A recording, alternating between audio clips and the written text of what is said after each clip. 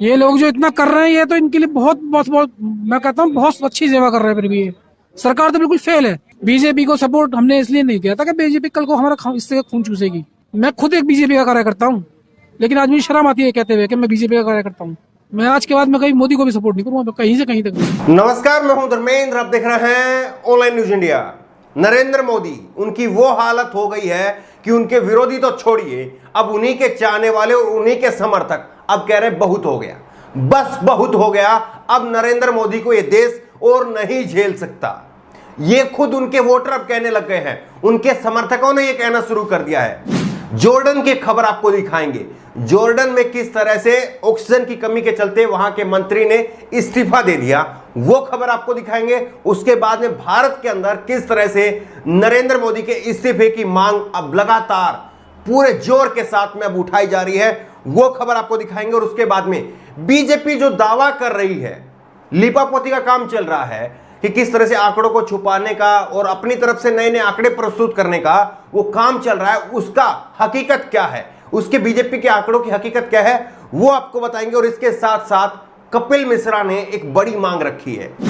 कपिल मिश्रा ने क्या कुछ कहा है वो आपको बताएंगे। और इसके बाद में सॉल्यूशन क्या होना चाहिए। आखिरकार जब परिस्थितियां पूरी तरह से खत्म हो गई है, नरेंद्र मोदी जी को इस्तीफा दे देना चाहिए, इसके बाद में अब होना क्या चाहिए उस पर बात करेंगे। सबसे पहले जॉर्डन की खबर से शुरुआत करते हैं। जॉर्डन की खबर आप देखिए। जॉर्डन में स्वास्थ्य मंत्री ने अस्पताल में मौतें होने के बाद पद से दिया इस्तीफा।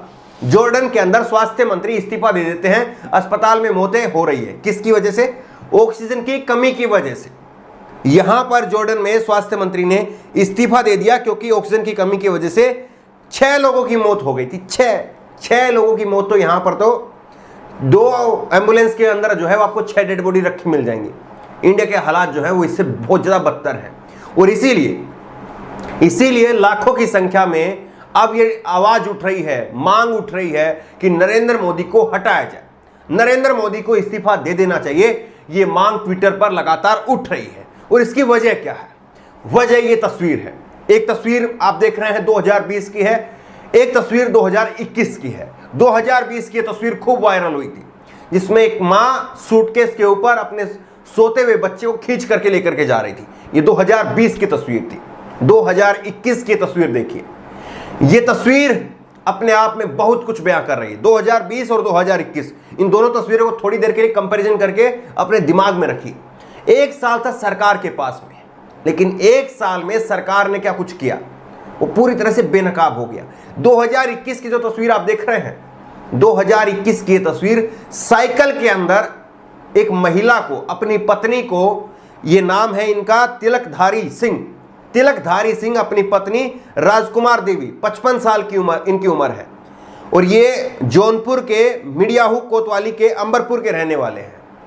इनकी पत्नी 55 साल की इनकी पत्नी का मौत हो गई। इलाज मिलना, बेड मिलना, वेंटिलेटर मिलना, ऑक्सीजन मिलना वो छोड़ दीजिए, एम्बुलेंस तक नसीब नहीं हुई मौत के बाद में। और जिस तरह से गांव के अंदर हमने देखा है कि ये जिस तरह से इन्होंने अपनी पत्नी को डाला हुआ है साइकिल के अंदर, इस तरह से अक्सर बोरी डाल करके ले जाते हैं। भैंस के चारे की जो बोरी होती है उसको डाल करके लेके जाते हैं। और उसी तरह से ये साइकिल के अंदर, ये तस्वीर आप देख रहे हैं, ये अपनी पत्नी को डाल करके लेकर के जा रहे हैं। इससे ज्यादा दर्दनाक कुछ और हो सकता है? और सबसे बुरी बात इसमें और भी रही, सबसे बुरी बात यह रही कि गांव वालों ने इनकी पत्नी का अंतिम संस्कार तक नहीं होने दिया गांव के अंदर। तो ये हालात है। 2020 में हम चले थे और 2021 में हम कहां पर पहुंचे। हमारे 1 साल के अंदर क्या तैयारी होनी चाहिए थी और किस तरह से बद इंतजामी के तमाम तस्वीरें, तमाम वीडियो लगातार वायरल हो रहे हैं। अब आपको बीजेपी की तैयारी क्या है वो दिखाते हैं। बीजेपी ने 1 साल में क्या तैयारी की है, बीजेपी क्या आंकड़े दिखा रही है, वो आपको दिखाते हैं। ये आप देखिए, आंकड़े बीजेपी की तरफ से ट्वीट किया गया है। और बीजेपी का ये ट्वीट है, आपको ये ट्वीट दिखाते हैं। ये 28 मार्च 2021 का ट्वीट है। इस ट्वीट में इंग्लिश में ट्वीट है और इसमें बीजेपी ने अपनी तरफ से कहा है, ये बीजेपी का जो ऑफिशियली ट्विटर हैंडल है नेशनल में बीजेपी का, उसका ये ट्विटर हैंडल है। और उसमें लिखा है कि 12 लाख टेस्टिंग की कैपेसिटी इंडिया की है। रोजाना 12 लाख केस, रोजाना 12 लाख जो है टेस्टिंग हम कर रहे हैं। जबकि सच्चाई ये है कि करीब करीब 3 लाख के आसपास रोजाना हो रही है एवरेज के हिसाब से अगर देखें तो। रोजाना 6 करीब जो है 3 लाख हो रही है, ये कह रहे 12 लाख हो रही है। दूसरा ये कह रहे हैं कि 2500 डेडिकेटेड हॉस्पिटल तैयार कर दिए गए हैं। 2500 डेडिकेटेड हॉस्पिटल जो कोविड के लिए, केवल स्पेशल कोविड के लिए हैं, वो तैयार हो गए हैं। और इसमें सबसे बड़ा झूठ आप देखिए, ये कह रहे हैं कि 5 लाख वेंटिलेटर और 5 लाख पीपी किट रोजाना तैयार हो रही है। 5 लाख पीपी किट को तो चलो छोड़ दीजिए, उसके ऊपर दावा नहीं किया जा सकता, लेकिन 5 लाख वेंटिलेटर रोजाना तैयार हो रहे हैं, ये हमारी कैपेसिटी है। 5 लाख वेंटिलेटर का मतलब आप समझते क्या होता है? अगर 5 लाख वेंटिलेटर हकीकत में ही तैयार किए होते तो अस्पतालों के बाहर मरीजों को तड़प तड़प करके नहीं मरना पड़ता। एम्बुलेंस के अंदर जिस तरह से मरीजों का इलाज किया जा रहा है वो नहीं होता। अब इसकी सच्चाई आपको बताते हैं। विनय सुल्तान एक पत्रकार हैं और इन्होंने इस पर जो है वो कुछ डाटा सामने रखा है। इन्होंने क्या लिखा है? इन्होंने लिखा कि हमें जरूरत थी 1.5 लाख वेंटिलेटर की, जो कह रहे कि रोजाना 5 लाख वेंटिलेटर रोजाना तैयार हो रहे हैं। 5 लाख, बीजेपी कह रही है रोजाना 5 लाख वेंटिलेटर तैयार हो रहे हैं, जबकि सच्चाई क्या है कि हमें केवल 1.5 लाख वेंटिलेटर की जरूरत थी और इसमें टेंडर दिया गया 58,350 का। ऑफिशियली डाटा ही है 58,350 का, यानी 3 गुना कम जो है वो टेंडर दिया जाता है। और इसमें डिलीवर कितने होते हैं, मिलते कितने हैं? 58,000, करीब 60,000 में से आधे ही मिलते हैं, 30,000, और वो भी काम नहीं कर रहे हैं। हाँ करके ऐसे बोल रहे हैं जैसे पताल फोड़ दिया हो, और कितना बोलोगे झूठ, थोड़ा रुक जाओ। तो लोगों का गुस्सा जो है वो फूट रहा है कि आप कह रहे हैं कि रोजाना 5 लाख वेंटिलेटर तैयार हो रहे हैं, जबकि सच्चाई ये है कि 1.5 लाख की हमें जरूरत थी। 1.5 लाख में से 58,000 का टेंडर दिया गया, 58,000 में से 30,000 ही केवल तैयार हुए हैं, मिले हैं जो, और उनमें से काम नहीं कर रहे हैं। ज्यादातर ये स्थिति है। लेकिन किस तरह से जो है कोई फर्क नहीं पड़ता, हमें तो सिर्फ झूठ बोलना है। झूठ बोलो, बार बार झूठ बोलो। ये हम नहीं कह रहे, नरेंद्र मोदी जी कह रहे थे, वो सच साबित हो रहा है। अब इसके बाद में जो है, इसके बाद में आपको कपिल मिश्रा, बीजेपी के नेता हैं कपिल मिश्रा ने क्या कहा है? कपिल मिश्रा ने केजरीवाल को दिल्ली में मौतों का जिम्मेदार बताया। और क्या लिखा? जनसत्ता की खबर है, 28 अप्रैल की ही खबर है। और इसमें क्या लिखा है? इसमें लिखा है कि भाजपा नेता कपिल मिश्रा ने केजरीवाल पर एफआईआर दर्ज करने के लिए दी शिकायत, बताया मौत का जिम्मेदार। तो कपिल मिश्रा ये कह रहे हैं कि दिल्ली में जितनी भी मौतें हुई है उसका जिम्मेदार अरविंद केजरीवाल मुख्यमंत्री है। अगर इसी लॉजिक को मान लिया जाए तो पूरे देश में जो मौतें हो रही हैं उसका जिम्मेदार नरेंद्र मोदी जी हैं। ये सच है, कपिल मिश्रा जी के अगर लॉजिक को मान ले।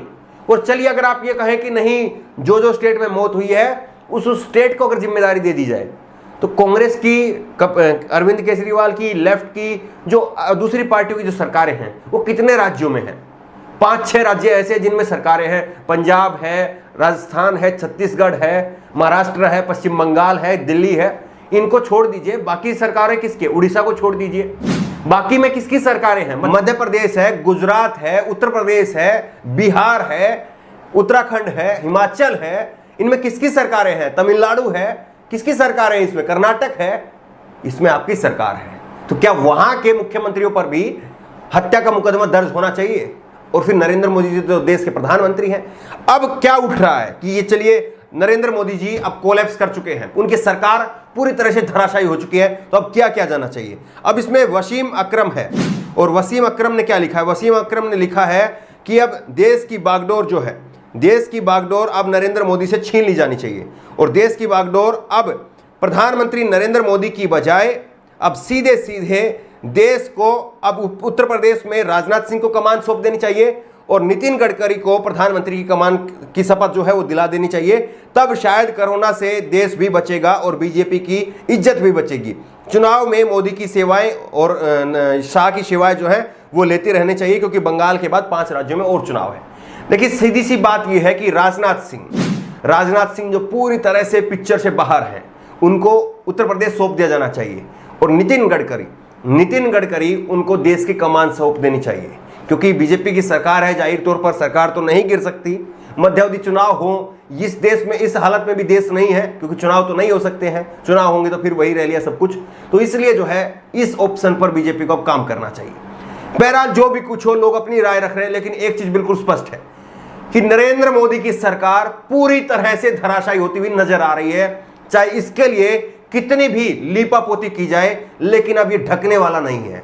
इतना बड़ा ढोल फटा है इनका कि ढकने वाला नहीं है। 1 साल का बहुत लंबा वक्त होता है।